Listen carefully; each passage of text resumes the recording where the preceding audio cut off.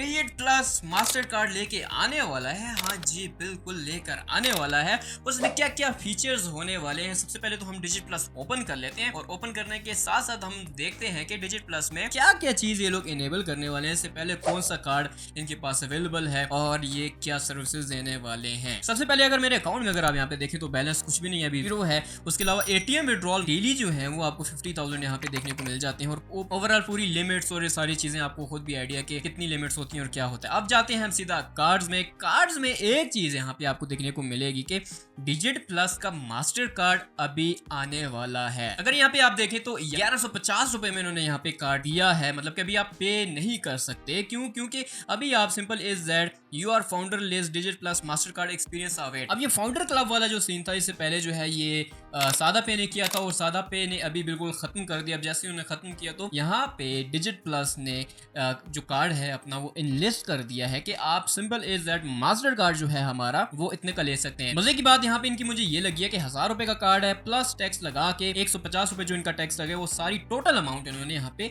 Include कर दी। लेकिन सादा पे के केस में ऐसा था कि 1200 या 1280 रुपए का कार्ड तो और ऊपर वाला जो टैक्स था वो सारा लग के 1500 बन जाता था। लेकिन यहाँ पे इन्होंने सारी चीजें जो खुल के यहाँ पे बता दी। उसके अलावा यहाँ पे डिजिट प्लस का पेपा कार्ड भी अवेलेबल है जिसमें आप पाकिस्तान के अंदर है कि शॉपिंग वगैरह सब कुछ कर सकते हैं। लेकिन यहाँ पे मास्टर कार्ड की बात करें तो अभी आप अगर इसको यहाँ पे रजिस्टर्ड करते हैं खुद को तो आप फाउंडर क्लब के मेंबर बन सकते हैं। अब उसका एडवांटेज क्या है, डिसएडवांटेज क्या, अभी कोई आइडिया नहीं है। लेकिन उम्मीद है कि डिजिट प्लस की इस मोबाइल वॉलेट की इस मास्टर कार्ड से आपको इंटरनेशनल पेमेंट देखने को मिल सके, क्योंकि अगर ये इंटरनेशनल पेमेंट नहीं देंगे तो इनका कोई फायदा नहीं है मास्टर कार्ड निकालने का। लुक लाइक जैसे जैस कैश का एक मास्टर कार्ड आपके पास अवेलेबल है लेकिन वो इंटरनेशनल पेमेंट नहीं कर पाता। सेम अगर ये भी इंटरनेशनल पेमेंट नहीं देंगे तो इनका भी कक फायदा नहीं। साथ में अगर यहाँ पे देखें तो इन्होंने लिखा हुआ भी है साथ में हैसल फ्री शॉपिंग और सीमलेस कैश विड्रॉल, जो कि एटीएम से आप विड्रॉल वगैरह वो सारी चीजें ले सकते हो। उसके बाद यहाँ पे ऑनलाइन शॉपिंग एंड साथ में ई कॉमर्स मैनेजमेंट। यहाँ पे इंटरनेशनल का कोई भी यहाँ पे सिग्नेचर या ऐसा कुछ भी नहीं दिया गया, लेकिन ऑनलाइन शॉपिंग जो है और साथ में ई कॉमर्स मैनेजमेंट मेरे ख्याल से इंटरनेशनल ट्रांजेक्शन में ही आनी चाहिए।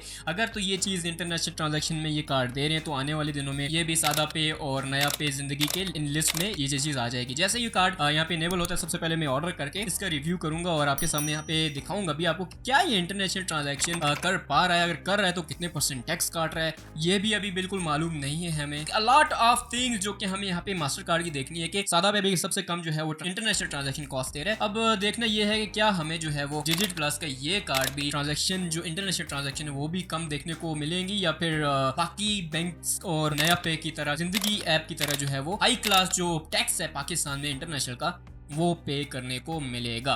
तो उम्मीद है कि अगर आपने अभी तक ये चीज़ रजिस्टर्ड नहीं की तो इसको आप जाके सिंपल एज रजिस्टर्ड करें और फाउंडर क्लब कार्ड के मेंबर बने। अब फाउंडर क्लब कार्ड के मतलब कि एडवांटेज क्या है, डिसएडवांटेज क्या है, वो सादा पे वाला अगर एडवांटेज डिसएडवांटेज हुआ तो कोई कक फ़ायदा नहीं इसका।